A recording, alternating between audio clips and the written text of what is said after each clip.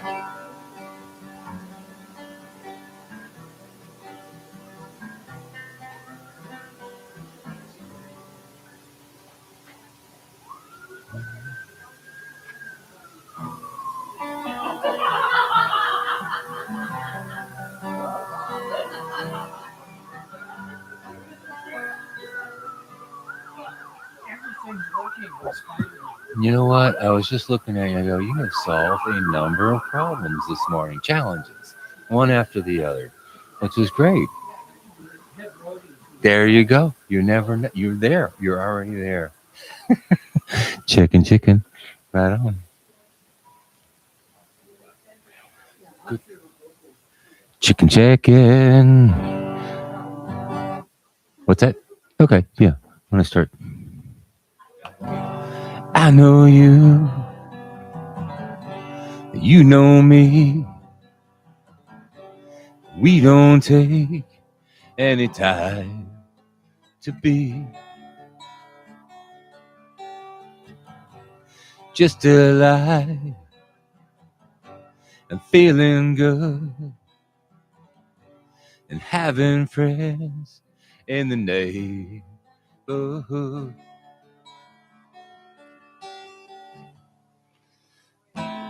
How could I know how good my life could be if I never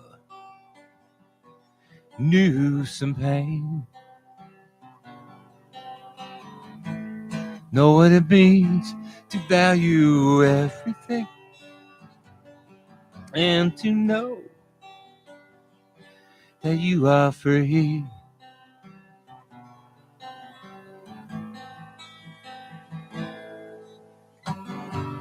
I know you, and you know me. Let's take a walk by the edge of the sea and hear the waves, smell the air, and start to feel like you don't have a care. How could I know how good my life could be if I never knew some pain? Know what it means to value everything and to know that you are free.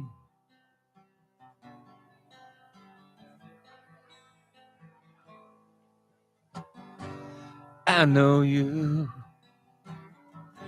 and you know me, and we don't take any time to be and tell the world and give a smile and tell the world that your love is inside. How could I know how good my life could be if I never knew some pain?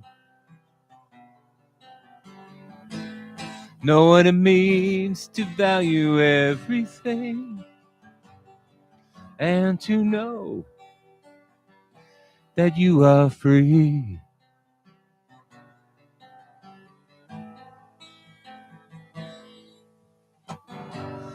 I know you, and you know me, and I know you, and you know me, and I know you, and you know me.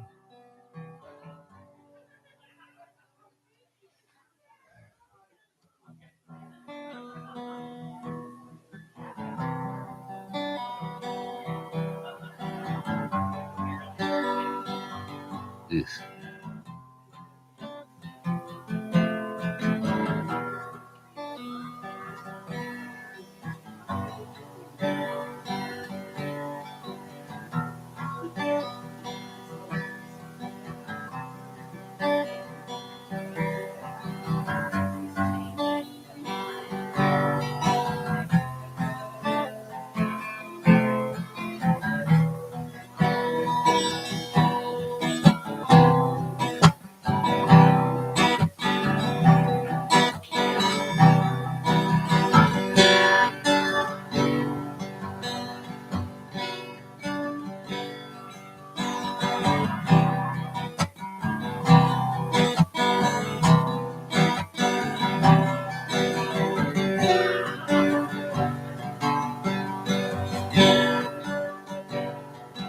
Hello.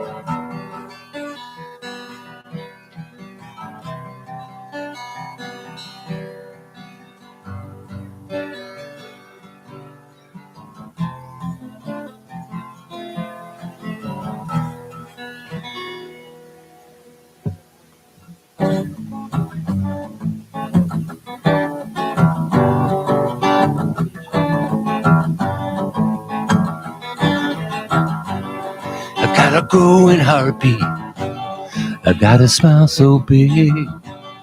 I got the strength inside me. I got the will to live. I see the good in all things. I choose my thoughts with care. I use my faith to guide me. I see good everywhere. Everything is happier when I am being true. I succeed in putting love in everything I do. Cause I can help another. Cause I can be a friend. Cause I enjoy the laughter when every day begins. And I can feel the sunshine through all the clouds above. And if I get lost sometime, I will return to love. And everything is happier when I am being true. I succeed in putting love in everything I do. I'm a law in a miracle. My thoughts are who I am. I'm a law in a miracle. My thoughts are who I am.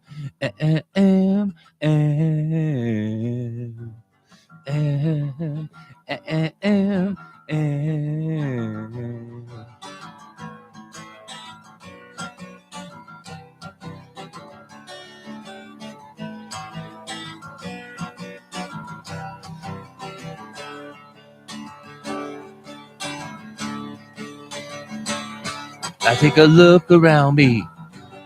I'm not alone in time. I want to work together. I want to show divine. And if we follow reason and not misleading words, then we could be like children and we would love this earth. And everything is happier. I am being true. I succeed in putting love in everything I do.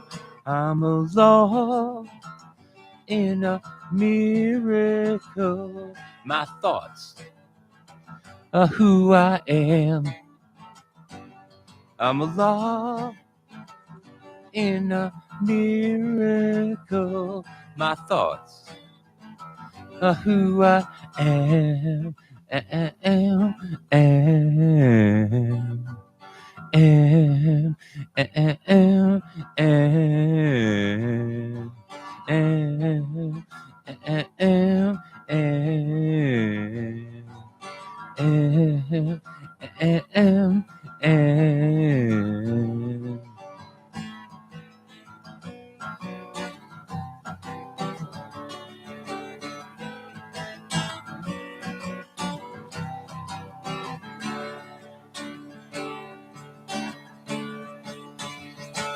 I'm a law in a miracle.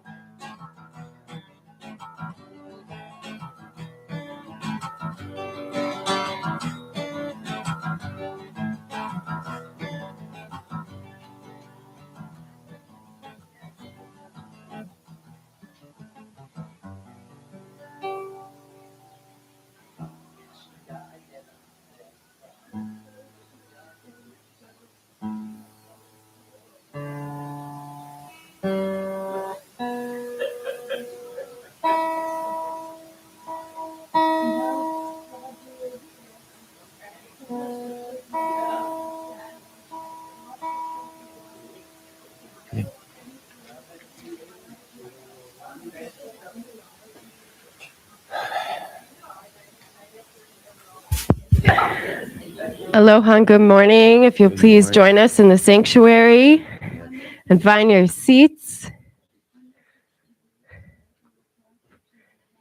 We can begin the program.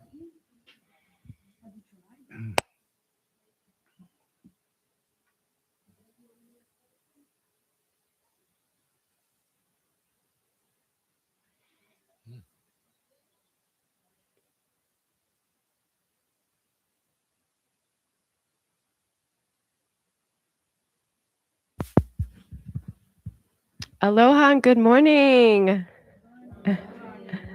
On this beautiful, auspicious day of the Divine Mother, it's so lovely to see everyone bring photos of their mother for the blessing at the altar table.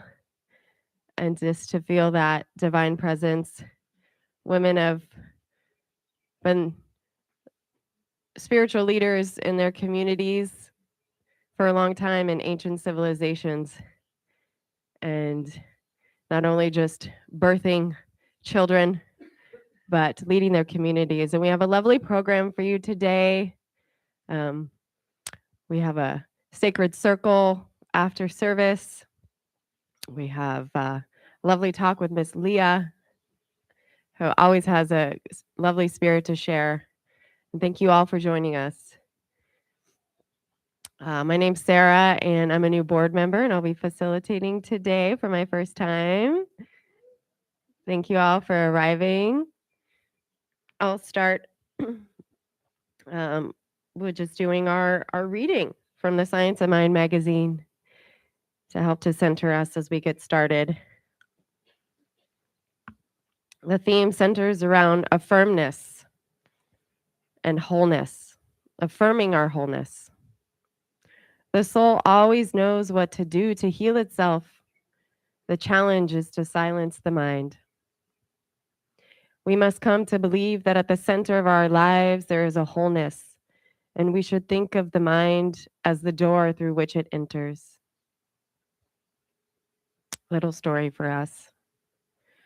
Shocked by her cancer diagnosis, a friend and her partner recognized one of their biggest obstacles was their belief that doctors were not to be trusted. Together, they engaged in daily prayer, did forgiveness work, and developed a gratitude practice. When we pray, we are not asking for healing to come from outside of us. We are recognizing and affirming the healing power that is already within.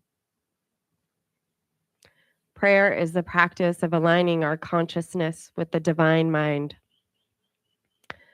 Myrtle Fillmore, co-founder of Unity, healed from tuberculosis through prayer and affirmation.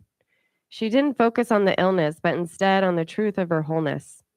She affirmed daily, "I am a child of God, and I do not inherit sickness." The invitation today is to create time each day to spend in communion with Spirit, as we all are here today doing. Use the power of your thoughts and words to affirm your healing. Trust that the divine already knows your needs and answers your prayers.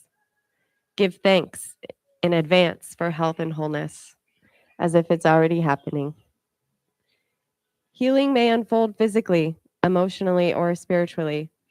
Sometimes healing takes time. Stay grounded in the truth that you are made whole and that you are always in the care of the divine. My friend moved through her treatment easily and is cancer-free. She continues to live a life of gratitude. May we all come together in this affirmation. I am child of God and I do not inherit sickness. Together. I am child of God and I do not inherit sickness. There's this mantra song, and he goes, I am diseaseless, diseaseless.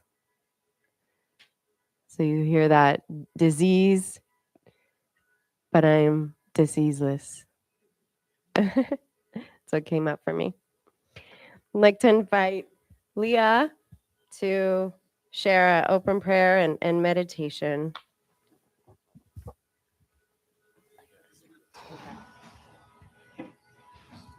Am I on? Well, there I am. Good morning, everybody. Aloha. Are we open to this beautiful day? Another day on the island of Hawaii. And I'd like to welcome our live stream people too, because I like to remind myself all the time to be here now. And with thought, because thoughts are things, we can choose to be where we want to be. So when I used to live in California, I was being here very often. And I was just sharing with my friend Kathy this morning that for 38 years, I had a plumeria plant. And every time there was a blossom that came on it in a pot, I would smell it and say, someday. That's my life. So it's amazing how powerful we all are with the assistance of our source. And I would like to just suggest that we all go inside to that source today and honor our mothers. Even if our mothers are not here in physical form anymore, that mother might have been an aunt. That mother figure might have been a friend, a grandmother. We don't know your story. You know your story. But let's go inside and honor that mother for a few minutes, that maternal figure, and say hello to her and tell her thank you, mahalo, from the depths of your heart. Because I truly believe that thoughts are things, most of us here do, and energy, everything is energy in the universe. It's vibration, it's resonance. And so if I'm thinking a thought of somebody, I'm sure you've had the experience, oh, the phone rings and there they are. So I believe that even when they're on the other side or wherever non-physical is, if I'm thinking of them and sending them my love, on some level, they feel that, they know that. So let's go there, and then I'll bring you back to the room in a few minutes with the chime. Taking a couple deep breaths, maybe feet on the floor, eyes closed so you can go within. Honoring our mothers.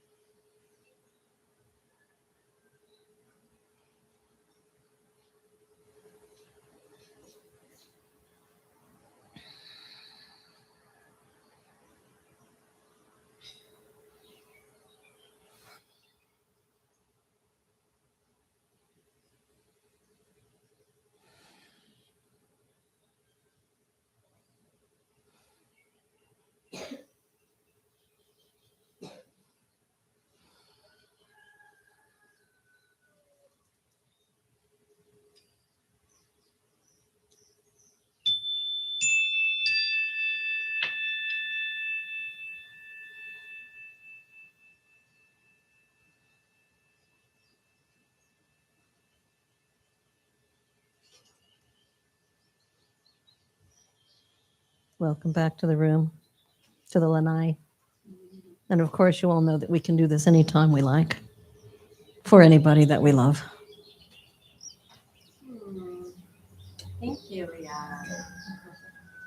I'd like to invite Doug, our featured musician today, to play a song for us. He's new in the community, but was at Unity Church in Florida for 12 years, where he wrote positive music songs. So we're blessed to have him with us. And he is a farmer and produces natural farming inputs for the community. So if you need some of those, you can talk to him about that. Thank you. Thank you. Good morning. This one's called Stay in the True.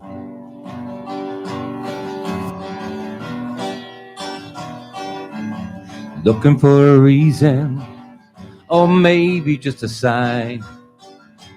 All of our tomorrows will turn out being fine. Love is the answer. Sometimes it's hard to see, flowing in the shadows of all the good that's ever been, and stay in the light and to question what is right, to stay in the true and to think on what you do and what you say. The act of showing kindness, the art of being fair, taking all the action for showing that you care, giving up your freedom from criticizing views. Courage is the answer.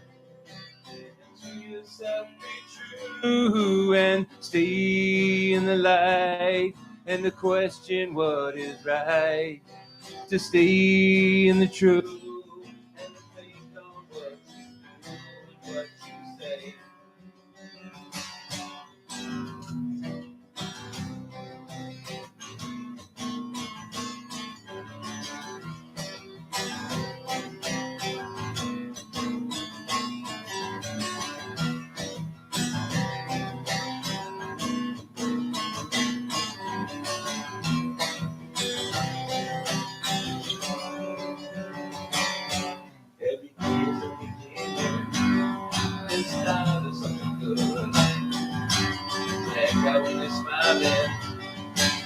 going when they should.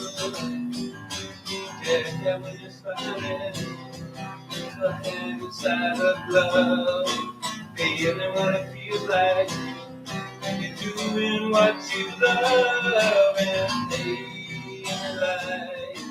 Question what is right. And stay in the truth. And think on what to do. And stay alive. And think of what is right. And stay in the truth. And think on what to do. And what you say.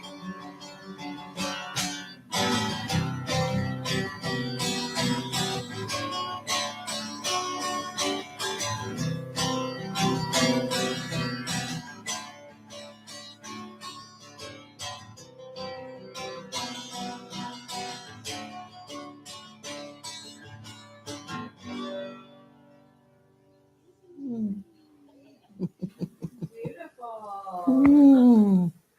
That awakened us. There you go. Thank you. We into the light today. Well, thank you all for coming to our New Thought Spiritual Community. Where we welcome people of all faiths and traditions and embrace equality and inclusivity and honor multiple wisdom traditions and paths. And we offer a community of consciousness and self-reflection and tools for learning on your spiritual journey and health and wellness experiences for you. So thank you for arriving and joining us today. And I'd like to spark some conversation. And Leah's got a reflection for us.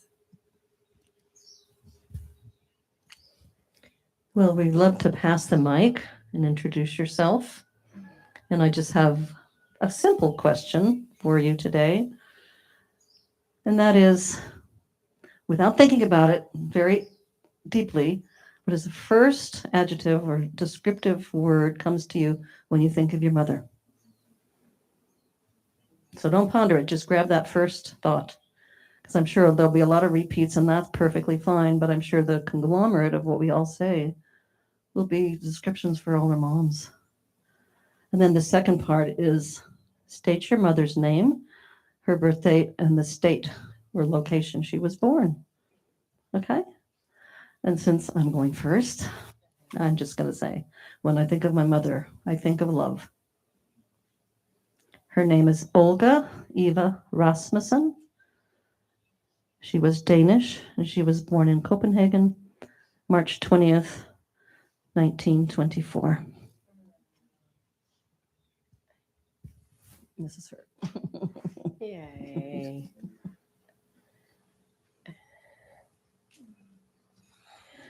When I think of my mom, Carol Ann Gann, I think of Rosie the Riveter because she literally was a builder and a courageous, bold woman in that way. Had a little fire in her, go get her. She was born in Portland, Oregon, where our family is originally from, and she was born November 24th in 1952, I believe, or 54.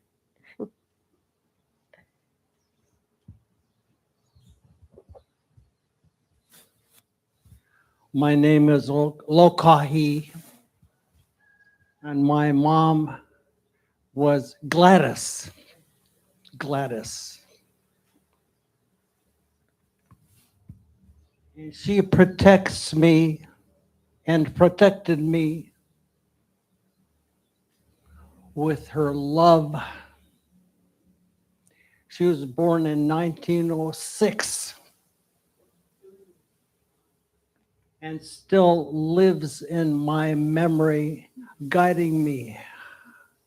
Did I answer all questions?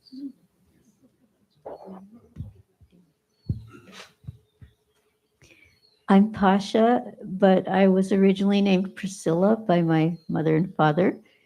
My mother's name is Ruth Larimer Davidson. She was born on November 6, 1918, the False Armistice Day. And she was born in Sioux City, Iowa. And the particular quality I especially appreciated was she was a true friend. She had the gift of friendship. Aloha, I'm Elisha Leolani, and my mother was born in 1910 in Pula, which is now Yugoslavia or one of those smaller states. In those days, it was a part of Austria, of the monarchy.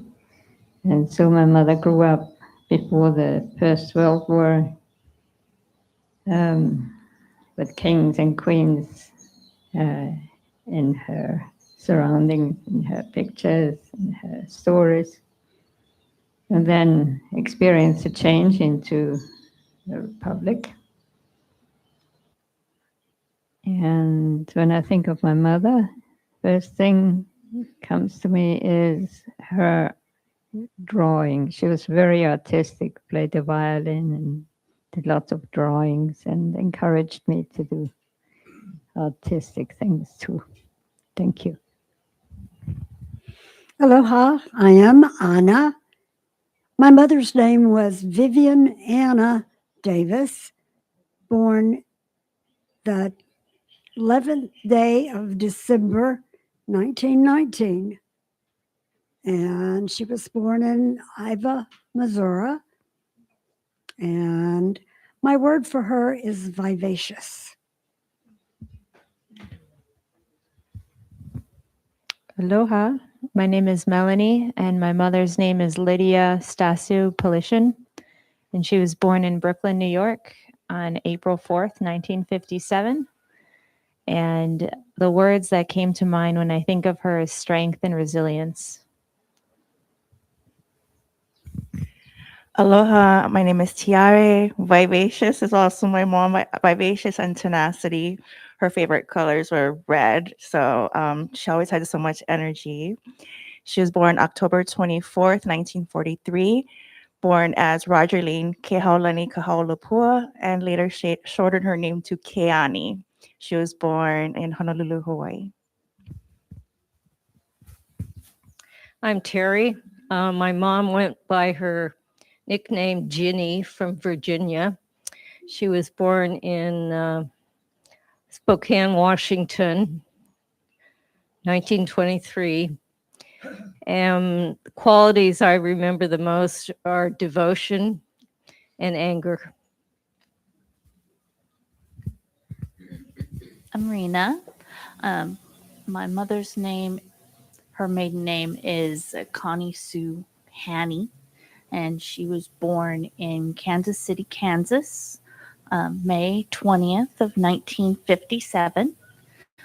She still lives with me, and the thing that I think about for her is hope, because she had a hard life, but she always tried to make it so that I would have a better one than she did.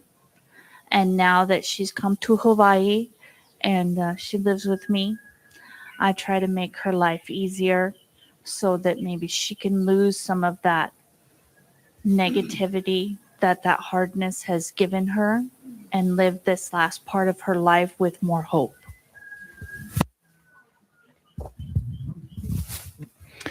Aloha, I'm Bill. My mom was born in a small town in Texas a long time ago. And my parents were divorced when I was 4, and between 4 and 5. And I had, because of the path she chose, I had relatively limited contact with her over the years, but very valuable ones. And so my father was more of both mother and father for me as a child growing up. And I've been blessed with other mothers in my life who I've embraced in that capacity and enjoyed their love. Aloha, I'm Sarah Joan Benson, and my mom is Sandra Joan Gable. Before she got married, she's Sandra Joan Benson when I was born. And the qualities that stand out most are her strength. She struggled with depression most of her life and was not available a lot. And I learned to be a caregiver and try to help make her feel better. And her strength, she came out recently, just last year. She actually came out for a little retreat here, and she made some incredible progress. And I never thought she'd do it, and she did it. And I'm so proud of her. I just thank her for doing that and giving us the experience to get closer. So, yay, Mom. Good morning. My name's Jack. My mom was born Rachel Passo in a tenement house on the Lower East Side of Manhattan. August 21, 1922. She was one of 8 kids. And the 2 words that come to mind are love and caring. She had an abundance of both. Thank you. My name is Kathy Cohen. My mom, and by the way, Jack's mom became my mom. But my mom was Claire Therese Ahern Sullivan, and she was born August 26th, 1915.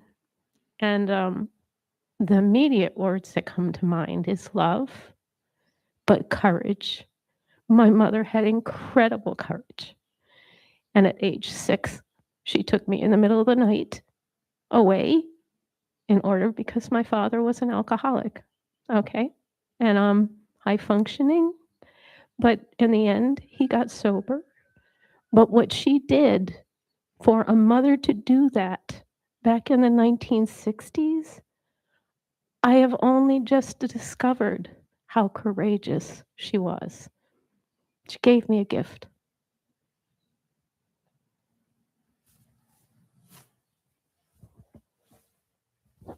Aloha, good morning. I'm Jamie. My mother's name's Donna Jean Casey McDonald, and she was born in Roanoke, Virginia, October 7th, I believe it was 1944. And then my stepmom, she was born in New York City, May 5th, 1938. And my mom's wife is still around, so both my moms have passed, but we consider her, she was part of my life for at least some years. So she happens to be March 1st, but I don't know what year she was born or where she was born.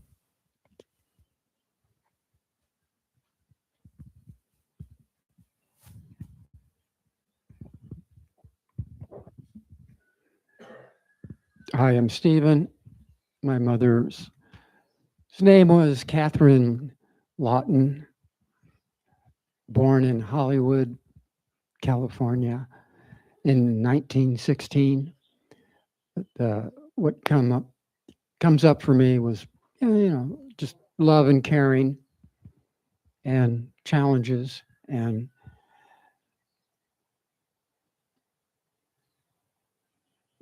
good cooking.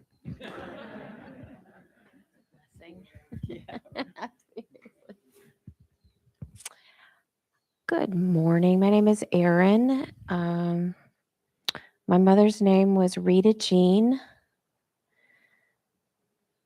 and she was born in a small town in Pennsylvania in July 2nd, 1926. She was 40-some when she had me. I think that was courage, so I'll give her that because she wasn't on birth control. So she was like, okay, here we go again. I think of purple petunias. I'm not going to really get into adjectives because she was all of them, but she planted purple petunias every summer at the beginning of the summer. My name is Sally. My mother was Anne O'Donnell and born March 31st, 1924. She always told all of us that she was really born on April 1st, but the doctor said a beautiful little girl like this cannot be an April Fool's baby. So I'm convinced that was her way of making sure we all remembered her birthday. And I would say kindness is what I think of with her. My mom was born in 1936 in March, and her name was Margaret Mary Ann Byford, and born in New Zealand. And I feel like she was just really kind and loving, very intelligent, and very fair. Yeah.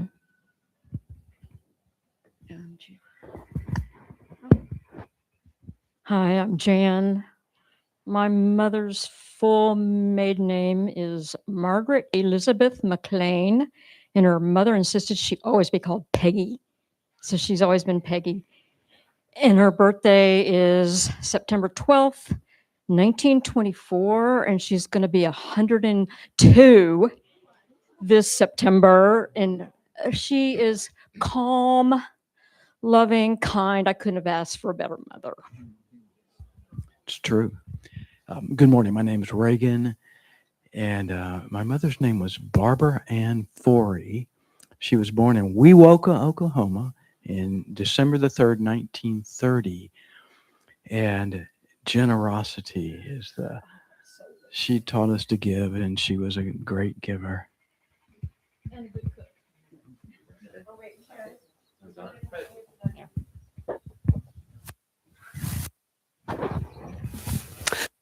Good morning. My name is Don. I don't remember my mom's birthday. She lived till she was 96, as well as my dad. I think they had a pact with her. She wasn't going to let him live longer than her. So she lived till they both lived. And I would say joy was the thing I remember about my mom. If we were at a party or something and someone mentioned something, a phrase, first song, and she had a horrible voice, high, screechy, but she would just burst into song no matter what it was. And I've kind of inherited that to her too. I will hear something. She was born in Fall River, Massachusetts, into a large Roman Catholic family. She had 7 sisters, 1 brother.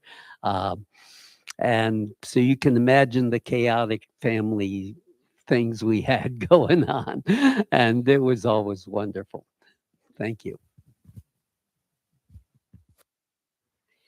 I'm Candy.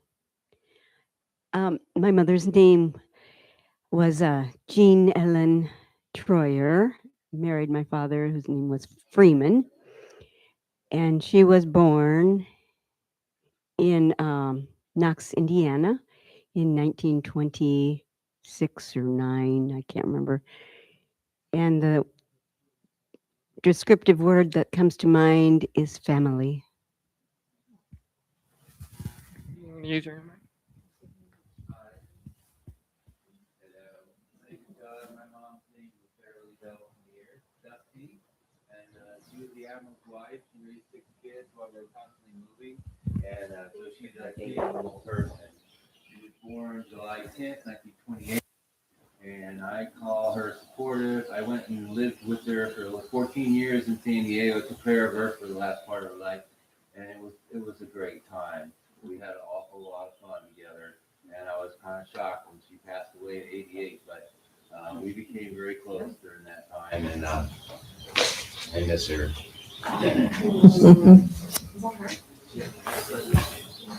That's Mom. She's a life of the party. Yeah, there's no doubt about it. She loved good-looking men, of course. And when she passed away, of course, the fire department shows up. Every one of them looked like they were from a calendar. They were all good looking. Oh, goodness. Thank you, Doug. And thank you, everybody, for sharing your stories of the women in your lives. And Doug, may you play a song for us where we can kind of embody those stories and the spirit of our moms. This one's called To Mother.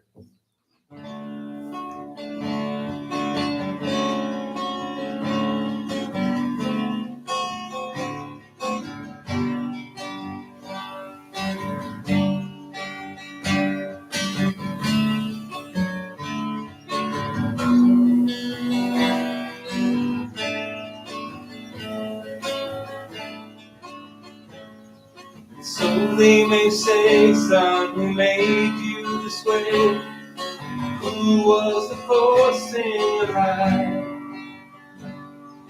The answer is Still not loud enough. I wonder if you hooked it up higher up here. She was the one. Especially when you look up in the air.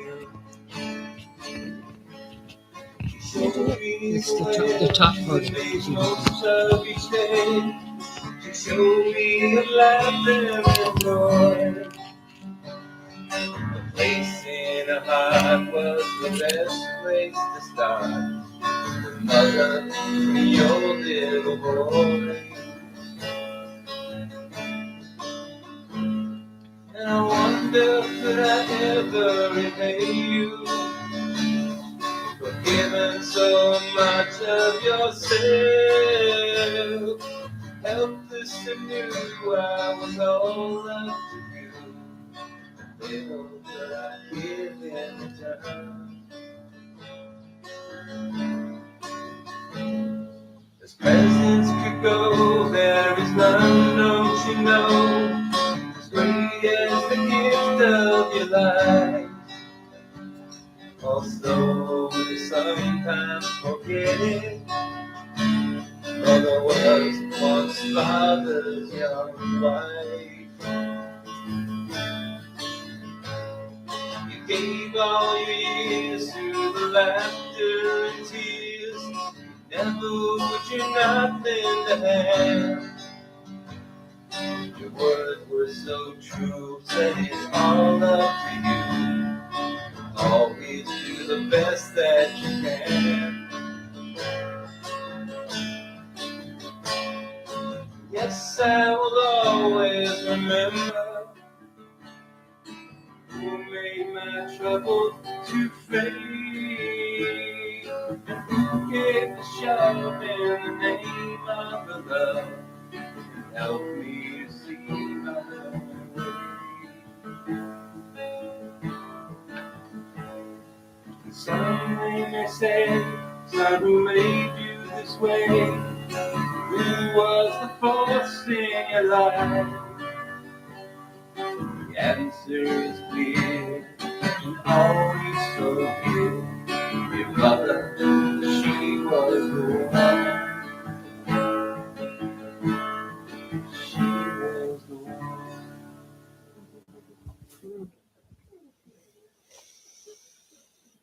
one.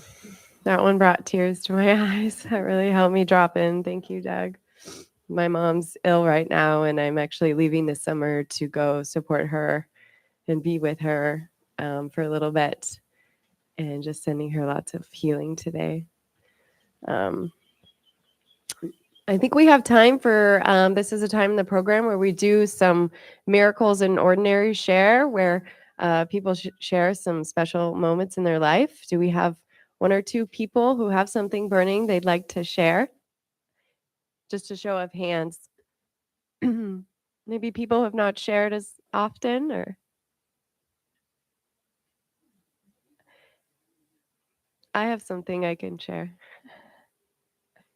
Would you like to come first? No? Okay, nobody else? Okay. Well, kind of cool, just kind of came to me. Bill and Sarah are here today, and we had some connection when they came to service last fall, and I got to get to know them more in their home, and we collaborated on some projects together, and I was kind of missing them.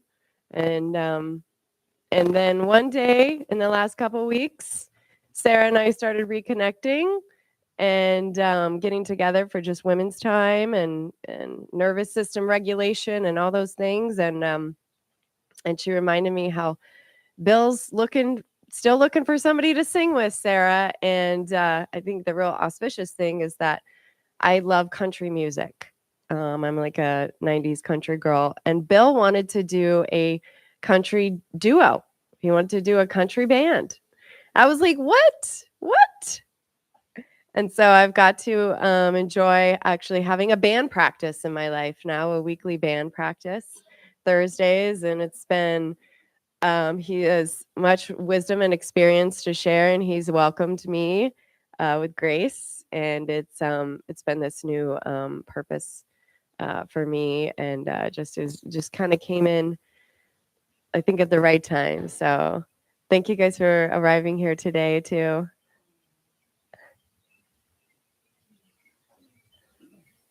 Okay.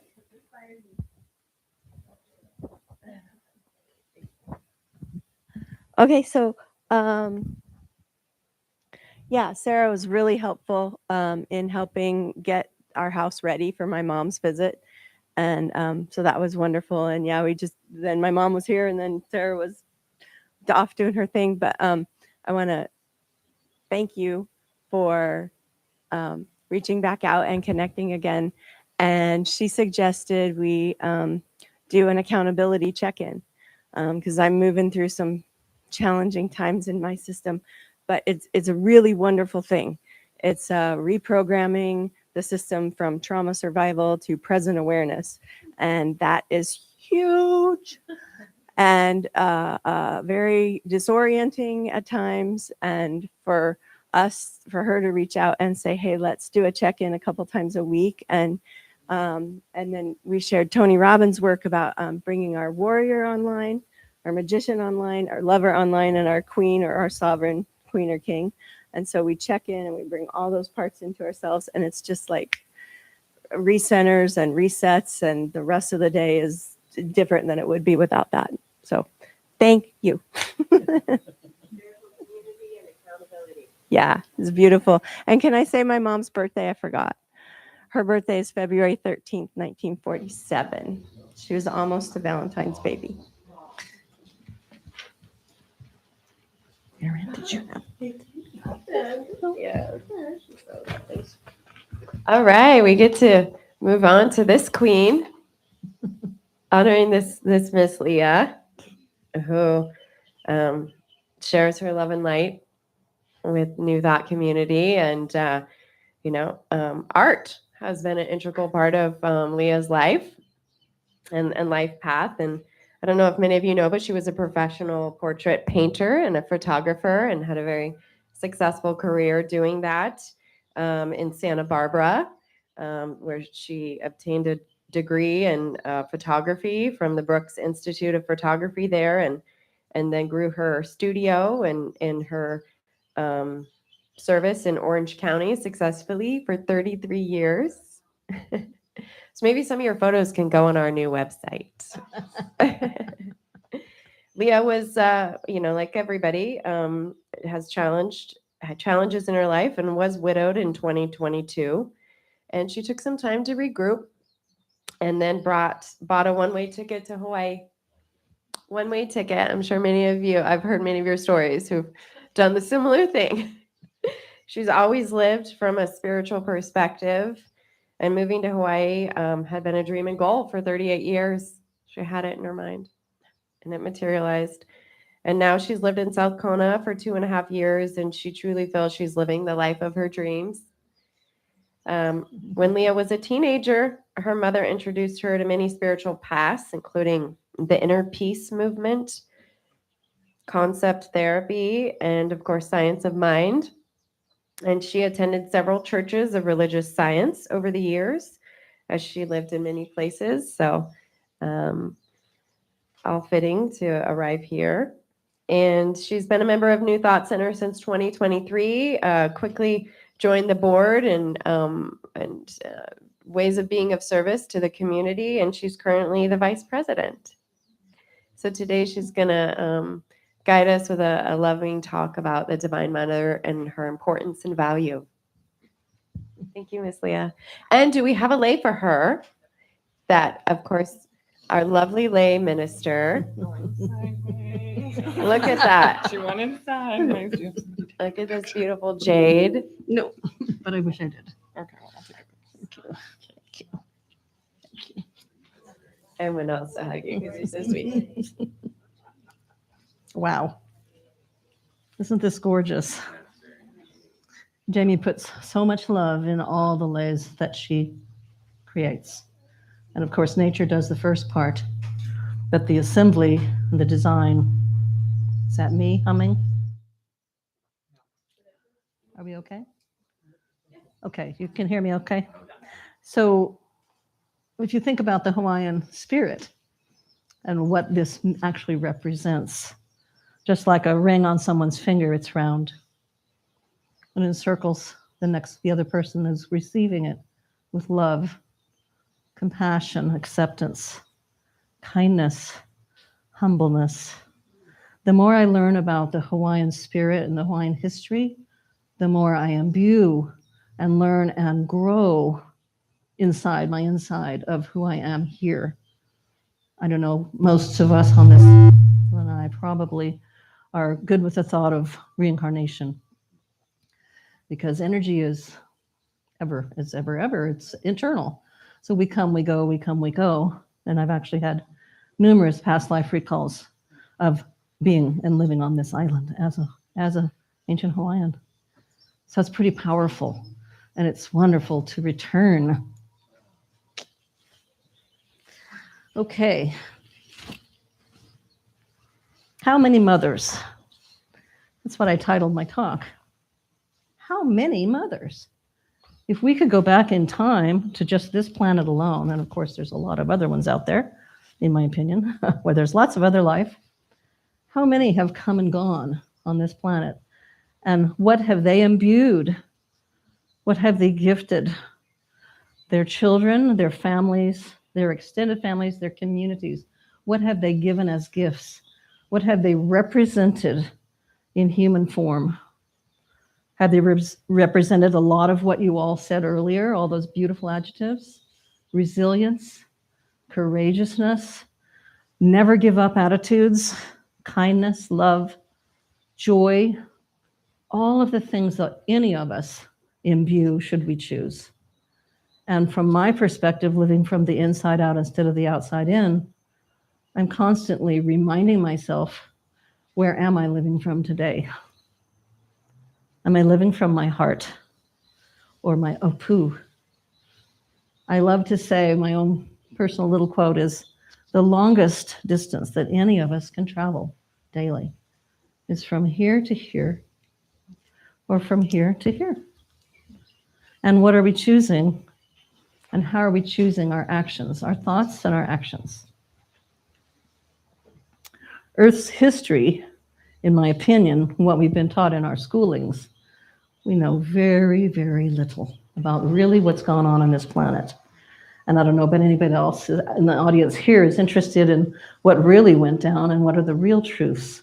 But I've been digging and watching podcasts and listening to Graham Hancock, if anyone knows who he is. There is so much on the planet that we don't have answers for, like all the pyramids and the stone walls that are all over the world, that even with today's technology could not build those walls. Tons. Each piece of rock and stone is tons that can't be lifted with no gaps between them. So there's so many questions that maybe we won't ever have the answers to. But going back to the thought of mothers, obviously most of us, all of us, unless there's a hybrid in the room, we came from a womb, right? There are other ways to come into life I've been learning about, but most of us came via our mother's womb. And whether our mother was our physical, natural mother, or whether it was an aunt or a grandmother, or we were adopted, or we had numerous mothers through our lifetime of those growing up years, We have so much to be grateful for. I know for myself, here on this island especially, I'll be 3 years on May 30th that I've lived here. And I've lived a lot of places, but I've never lived anywhere that imbues magic, that imbues manifestation, almost like sometimes I have a thought I need or I want. 5 minutes, literally, I've had it happen 5 minutes later. Wow, that was fun. It shows up. So I'm so grateful to be here on this Aina with this community especially, because all of you in this community to me are my ohana, my spiritual ohana, my family. I don't know, some of you are aware and you've known me for a while. I had a 36-year-old son who passed from this life 2.5 years ago. And some people look at me and say, well, you were widowed in 22 and then you lost your son, and are you okay? Well, actually, I'm perfectly okay. I'm so grateful for the 36 years I had with him. And I believe, and maybe some of you would share the thought, that spiritually, if it's true, when we're in non-human, non-physical form in heaven, or whatever word you want to choose, before we come into this, what I like to jokingly say, my meat suit, we supposedly have a checklist. I'm going to do this, I want to learn that, I want to finish that, I want to, whatever it is, because life is truly just a big schoolhouse. And there's always going to be contrast. There will always be light and dark, sweet and sour, good and bad, fast and slow. You pick the adjectives. Because if we don't have that contrast, how can we learn? If it was all just rainbows and unicorns and easy going, right? Riding the back of a dolphin every day, that's what I'd be doing. Then what would we be learning? If I want my physical body to be stronger and I lift weights and I make the muscle hurt and I get it sore, then the next day, a little bit more and a little bit more. And pretty soon, the weight that made it sore on the first day, the first week, the first month isn't affecting it anymore. And I have to increase the weight. Well, what's happening there? Think about that spiritually speaking. When we have challenges in our life, what do we learn from those challenges, right? And if we didn't have those ups and downs, those bright spots and those dark moments, how would we be spiritually progressing our soul? So in my opinion, and it's only my opinion, some of you may share it, that's why we're here. It's a big schoolhouse. So my mom, Olga Eva Rasmussen, as I said before, was born in 1924 in Denmark. She was active. She was raised on a farm. She had 3 older brothers. The 2 eldest were from a first marriage, and their father, was killed as a pilot in World War I. So her mother remarried, and then she had a son. My uncle Sven was my favorite. We have to have favorites, right? We're not supposed to. Like when you have 7 children, how do you not have a favorite, right? But you're not supposed to. Anyway, my mother was the baby, and maybe some might say she was the princess, the only girl. But she had to chase her older brothers around and try to keep up with them. So I think she gained and gleaned tenacity and let's go. She didn't sit on the couch. She was a let's go person. She was an equestrian. She was a swimmer. She was a gymnast. She was a not concert pianist, but a pianist, very accomplished pianist. And in my life, I remember being, in the younger years, she had my younger sister and I take piano lessons. But it was like, oh, I don't want to go. I really don't. I don't want to practice. It wasn't me. But take me to an art class, or take me to a horseback riding lesson, or take me to the ocean, let me swim. Yes.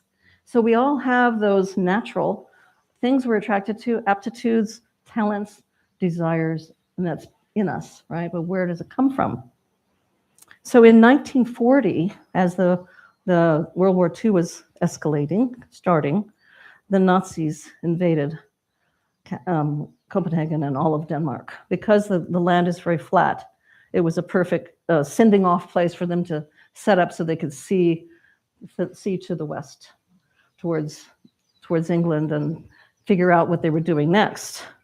Now, when that happened, the country kind of accepted, because they didn't have much of an army, they accepted that occupation. And it was okay because they didn't want all their cities bombed. They just said, okay, come on in. We can't do anything about it. All right, you take over. But by 1943, when the war was really escalating, that is when my mom was 19 years old. And they were starting to gather everybody, not just the Danish Jewish people, but everybody, and shipping them off to concentration camps. Well, my mom was real savvy, right? She chased her older brothers around and learned a thing or two at her 19 years.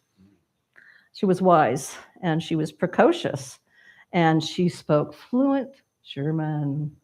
What a help. I'm sure that was really, really good, because when she was in a lineup of people and they were, she said, this is her telling the story, they were physically testing people of which direction to send them. And they had her going up and down on an apple box and then taking her blood pressure. And she proceeded in fluent German. I lived on a farm. I was raised on a farm. I'm strong. I'm capable. I even have my own tools. Why don't you send a soldier back with me to my apartment? I have a pick. I have an axe. I have a shovel. I'm really good at digging ditches. I'll be really helpful to you. She was winding them right around this, right? She knew it. They didn't. Because look at how beautiful she was. Yeah. This is her at about 18 or 19 years old. These auburn ringlets. She knew what she was doing, and they didn't have a clue. So they sent her back to her apartment with a soldier with a rifle over his neck. He was probably a very young, just one young soldier. Just go with her. So they get to her apartment, and it's a 3-story building. And of course, on the walk, I'm sure she was flirting and twirling her hair and talking how wonderful he was. And so she solicited his trust. And when they got to the front door, she said, just wait right here. I'm going to run up and get my tools and I'll be right back down. He believed her. She went up the staircase, out the window, and across the rooftops into hiding. So how clever was that? Would I have thought of that? I'm not sure. Anybody else thought of that? Pretty cool. So I don't know how long she was in hiding, but the second escape, because they're now really infiltrating all of Copenhagen, and there's conglomerates, people hiding in different places. They don't want to get caught again. They don't want to go on a train to a concentration camp. So she and about a dozen other people, all adults, decided they would talk to a sea captain, on a fishing boat, and pay him a certain fee to get across the Baltic. If you look at the map of Copenhagen where Sweden is, Sweden was totally neutral. That country remained totally neutral through the entire war. And so if you could make it to Sweden, you're safe, right? But it's a very small channel. So they all got on the fishing boat at night, of course, under cover of darkness. And they were hiding under the fishing nets, and he's taking them across the channel to Sweden. But unfortunately, now in our country, we would have called it a U-boat. And in that, they were called the S-boot, which means fast boat in German, S-boot. And one was coming towards his boat. And the searchlight was skimming the water. This is at night, and it's a moonless night. It's nice and dark until that searchlight is coming towards you, right? And as the captain of the ship, the boat, he's like, oh my God, if they come aboard, if they stop us and come aboard and find all of you and find me taking you to Sweden, they'll kill all of us. I am sorry, everybody. Dive in and swim. The Baltic Sea at night. Black water. They dove in and they all swam to shore. Now, someone asked me recently, how far do you think it was? My mom was a really good swimmer. I'm a long distance swimmer now too.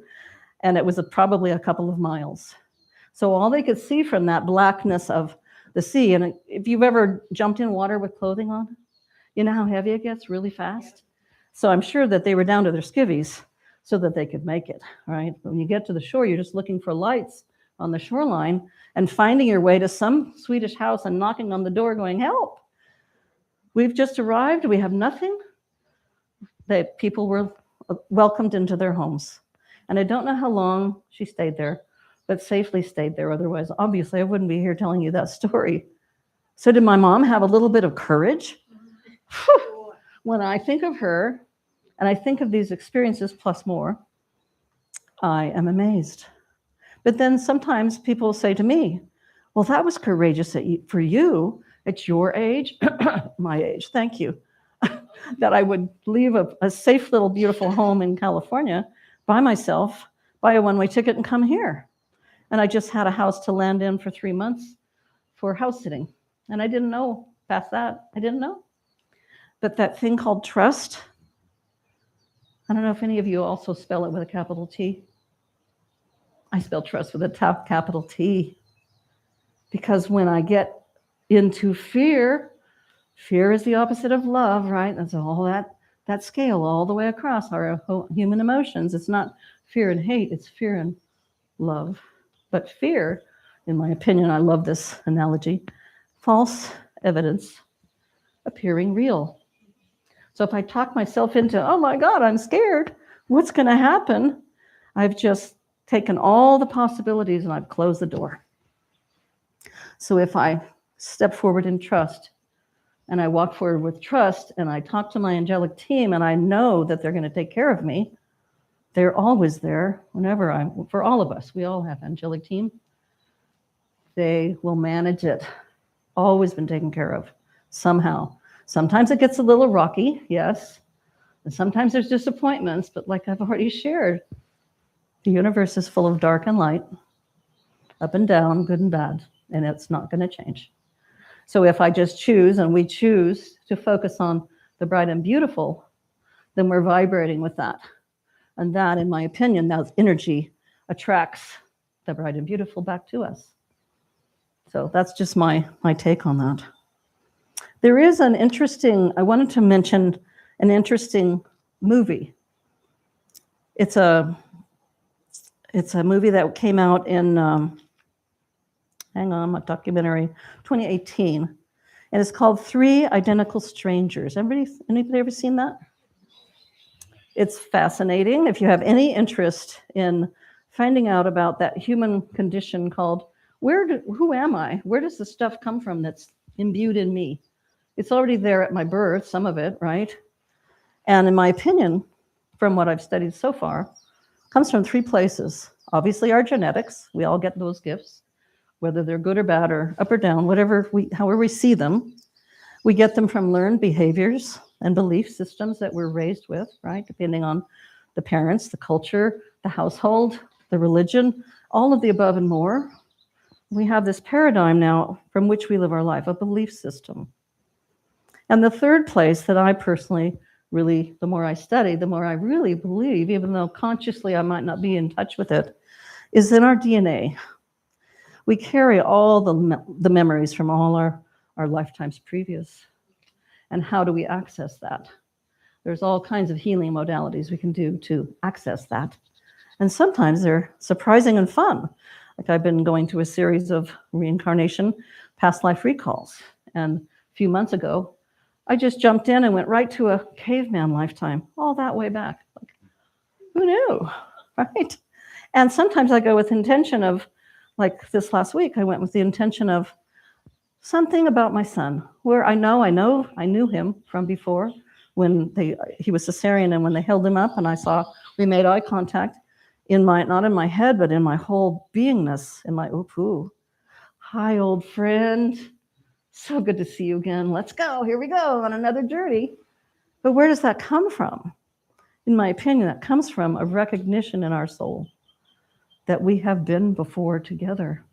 And so last week I did a intentional recall, went with an intention to see one recall. And indeed, I had a recall in a lifetime where I was a man, and my son was my younger brother. And I was a lumberjack. And I was the foreman. And I was big and strong with those big boots on and shoulders, and we were felling trees on a side of a very steep mountain. And my brother who was my son in this lifetime, was close to where the tree was felling. And as it was felling, he tripped on a vine or a branch, and it went down on him. So I carried guilt about that it was my responsibility. But I'm processing that now. It wasn't my responsibility. It was an accident. And whether we exit this life through an accident, a disease, or we just lay down one night and go, okay, I'm done. It's been fun. This run has been good. I'm out of here. We don't know. We can decide sometimes. So going back to the movie, the documentary, 3 Additional Strangers, it was made in 2018, but the story was these 3 Jewish identical triplet boys in New York City. And they were given up to an adoption agency. And unbeknownst to them, this was in 1960, unbeknownst to them, the 3 boys and the people, the parents that gave them up, they had no idea that this adoption agency was doing something kind of illegal and under the carpet. And they separated the boys into 3 families, totally different socioeconomic groups, totally different people, families.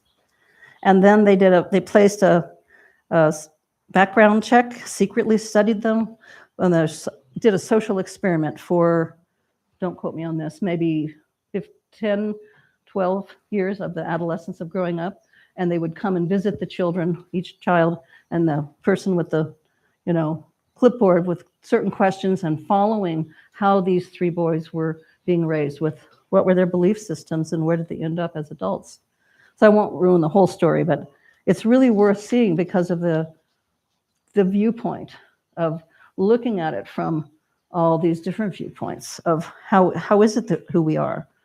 How do we grow up? What do we believe? And for me, I'm still in process in changing some belief systems, because if they're not serving me or somebody else that I'm wanting to serve and be there for them, then why am I carrying it?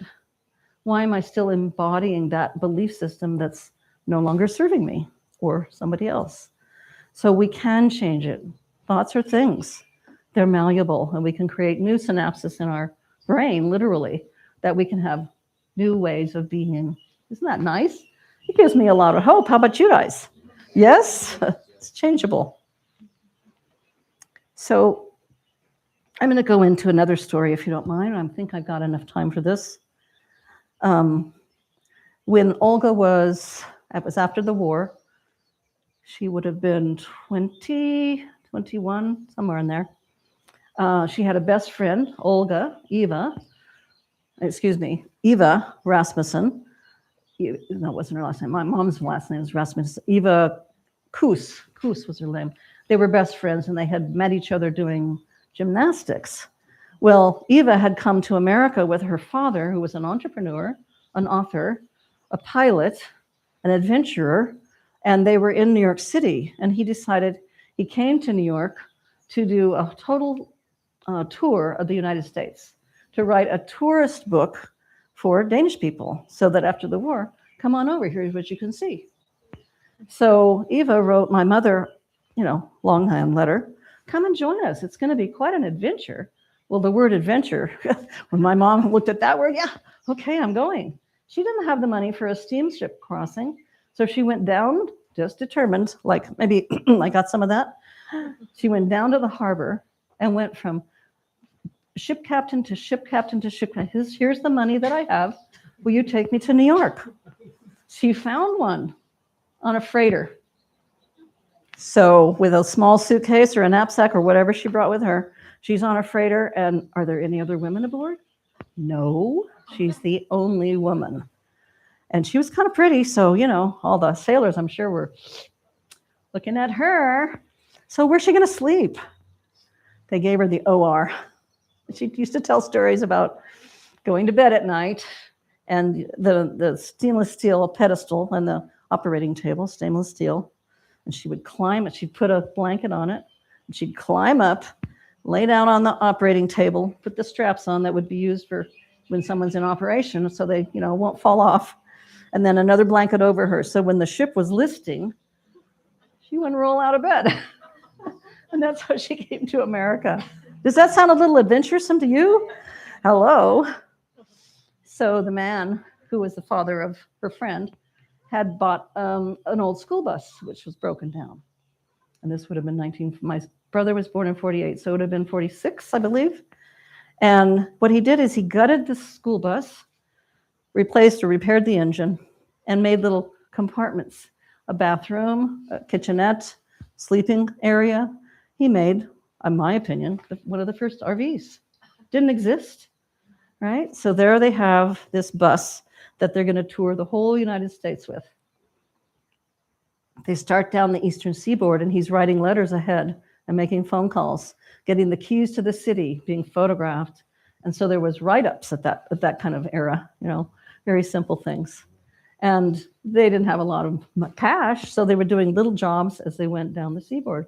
They got to Florida. One of my favorite stories was my mom was a great swimmer. So her friend was a great swimmer. Well, they got jobs as mermaids in Crystal Springs, Florida. They donned their mermaid tails, bathing suit top, and under the springs, the company had put bubbling tubes. So they could take a breath, they could go down, breathe off the bubbling tube, and go under the glass bottom boats and wave to the tourists. That was one of their jobs. Isn't that fun? So yeah, I'm a mermaid too. Got that from my mom. And then they also got jobs as water skiers in the 40s and 50s. I don't know if you've ever seen the pictures of the water skiers. It'd be 4 and 8 across, and then someone else is standing on shoulders, and they're going up and down the coast of where people are on the beach and just waving to the tourists. That was entertainment. They did that too. So she was quite athletic and quite adventuresome, needless to say. Now I'm going to jump forward to just a little bit of background in my growing up years. My mom and dad met in Canada. But anyway, I can't do the whole story, but they met in Canada. They married, and my mom already had a boy, a child from a previous marriage, which she left. And I was born, I was conceived on a 21-foot sailboat halfway between LA Harbor and Catalina Island, because that's where my parents went on their honeymoon. So who was shaking the boat? They were. So I've really, truly it's all about water. My dad was a naval pilot. So every 2 to 3 years, we would move. I've lived a lot of places, but always on or near the ocean, being that he's Navy. And I so enjoyed it. And some people say, didn't you hate moving all the time? I was the middle of 3 children, and I loved it. It was always, where are we going next? New school, new house, new friends, even new culture. We lived in Spain when I was in 4th and 5th grade and learned Spanish fluently and learned about the culture and had a horse. That was my first horse. So adventure after adventure. And I don't have any regrets for any of it. I always took the attitude or perspective as, what's next? Let's go. What am I going to learn here? What's around the corner? What else can I learn? What else is new? What can I experience? Instead of being closed-minded and saying, well, this is my little square and I'm comfortable here. What else? Have many of you traveled internationally? I see hands. Anybody? And what do you learn when you travel, especially internationally? New ways of thinking, new ways of seeing, new ways of eating, new belief systems, new everything. How to dress, how to act, what's acceptable. I loved that part, and I still do. Now I'm going to jump forward again in time because of time. And I want to share another experience that I had with my mother, because it's one of the most profound on the inside that I've ever experienced. I was pregnant with my son. I was not married. He was a oopsie, if you will. And I was 34 years old, and I thought, if I say no to this now, I may never have a child.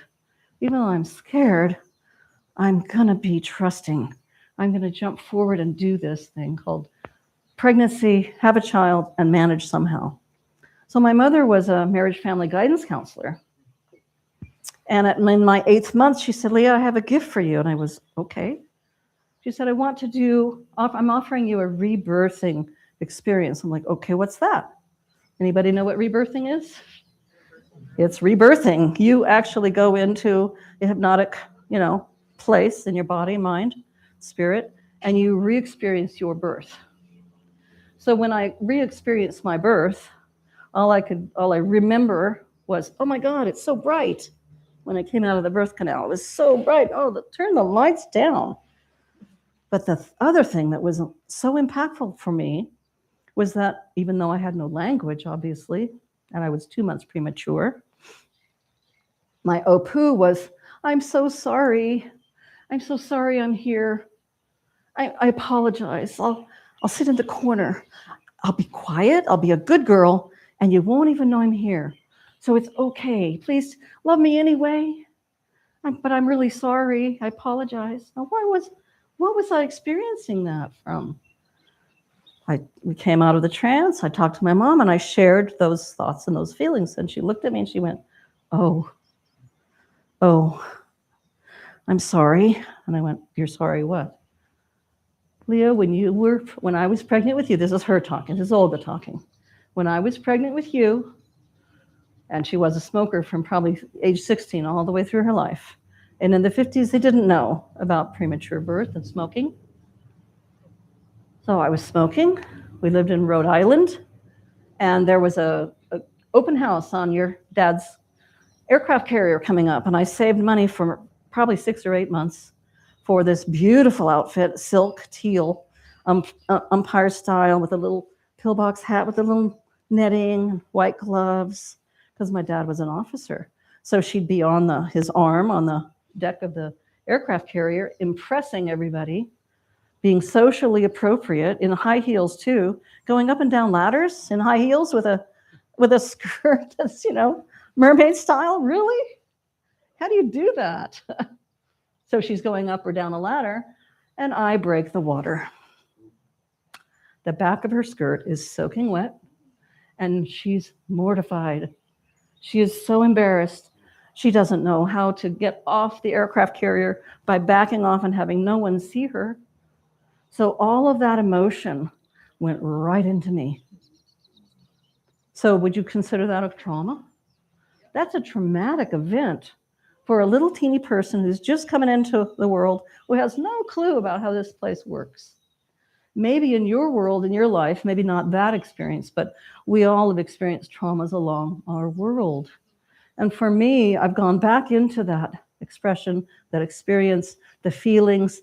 And since I was 34 and aware of this, I'm not going to use the word working, because that implies drudgery. I'm going to use the word practice.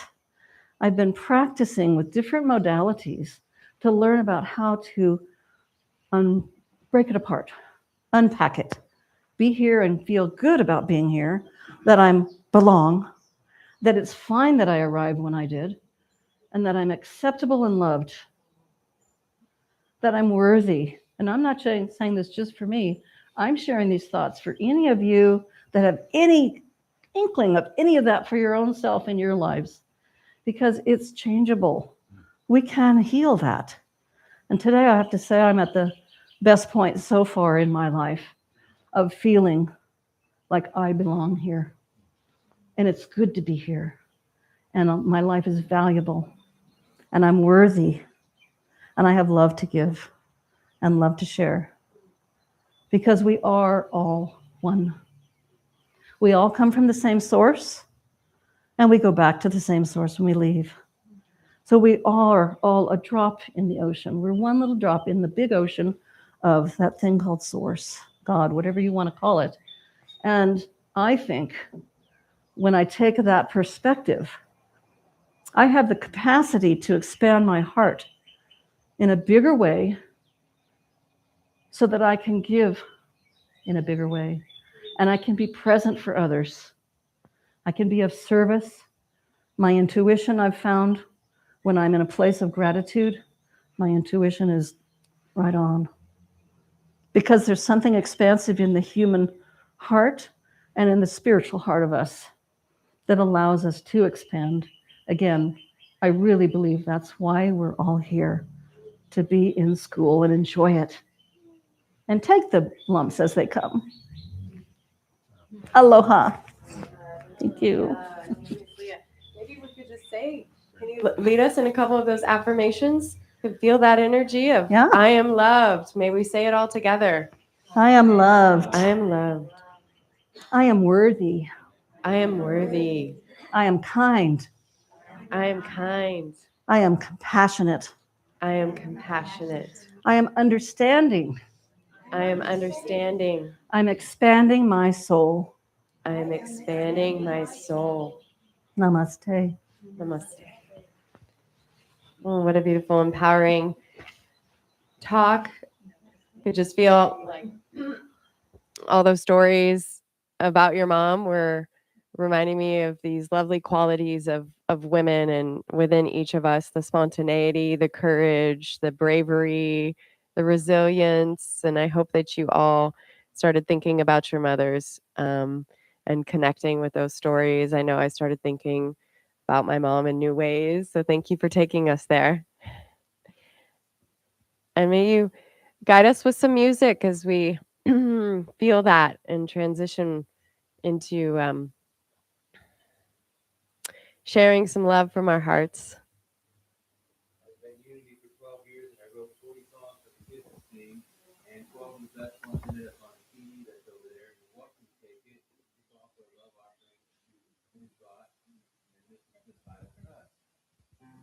Okay.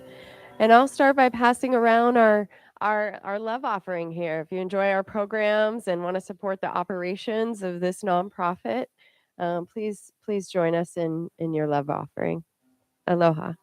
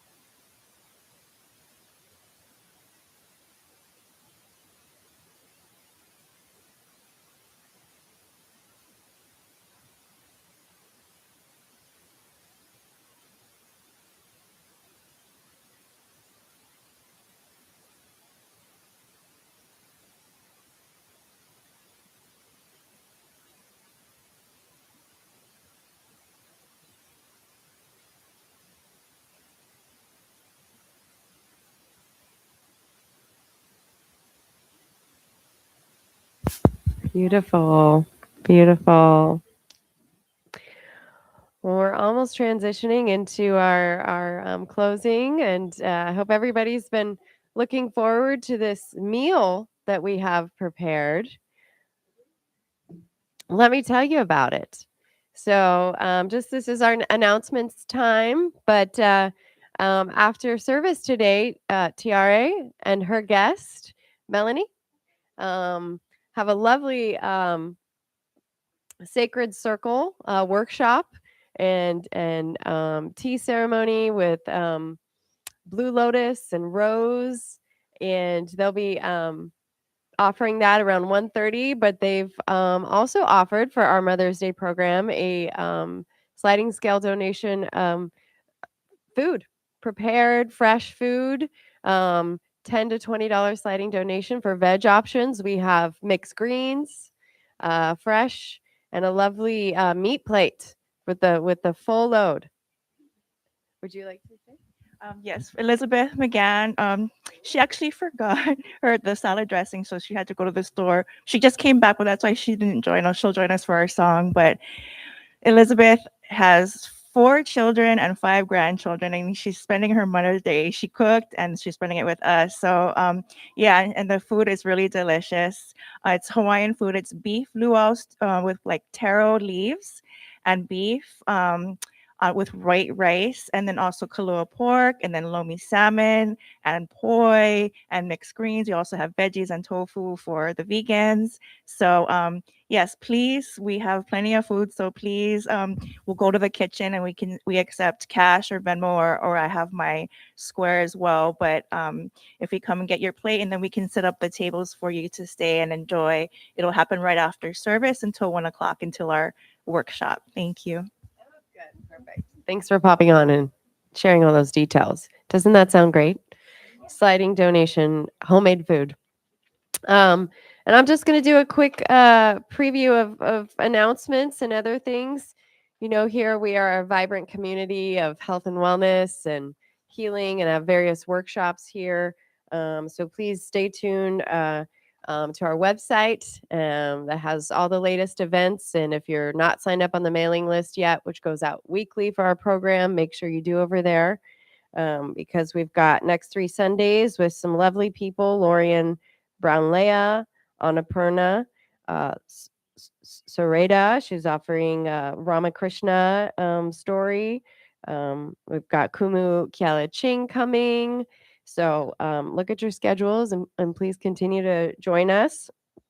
We have some monthly Qigong going, or weekly Qigong here, Mondays, and a couple just more special events. We mentioned about the workshop today, and you know, Anna, she is continuing her community drumming and sacred journey circle here, and she'll be offering another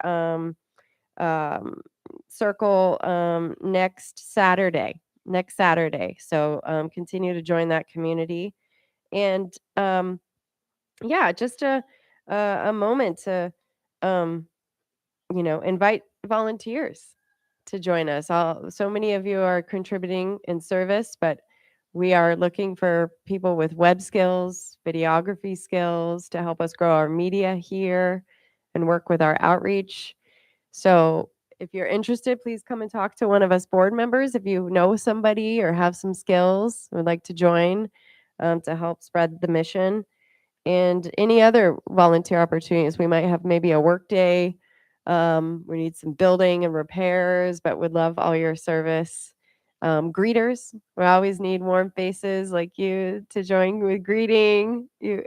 So please come and check in, and thank you guys so much for service today. Thank you all for being here. And we're going to transition into our Aloha song together. So let's join hands and come together and sing. Leah, will you start us off? Oh, okay.